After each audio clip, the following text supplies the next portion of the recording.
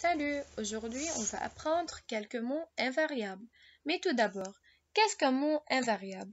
Un mot invariable, c'est un mot dont l'écriture ne varie jamais en fonction de genre ou du nombre. Voici quelques mots invariables.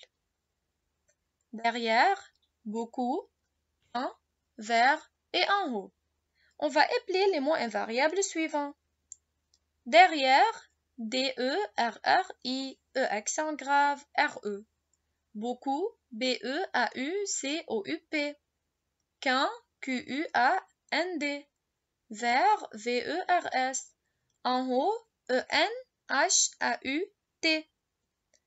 Maintenant, on va faire un exercice qui nous aide à savoir comment on utilise les mots invariables et comment les choisir. On va compléter les phrases suivantes avec le mot invariable qui convient.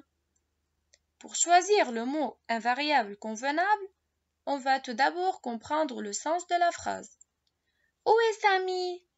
Sur le toit. Alors, quel mot invariable je vais utiliser? Est-ce que je peux dire où est Samy quand sur le toit? Non. Alors, quel mot je vais utiliser? Très bien, en haut. Alors, où est Samy? En haut sur le toit. Oui, c'est une phrase complète.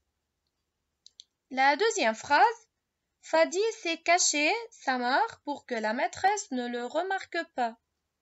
Alors, quel mot invariable je vais choisir? Est-ce que je peux dire Fadi s'est caché beaucoup sa mare pour que la maîtresse ne la remarque pas? Non. Alors, quel mot invariable je vais choisir?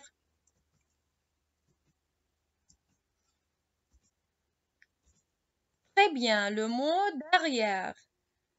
Fadi s'est caché derrière sa mare pour que la maîtresse ne le remarque pas. La troisième phrase, il est malade, il avale une gorgée de ce bon sirop. Alors, maintenant, quel mot invariable je vais utiliser?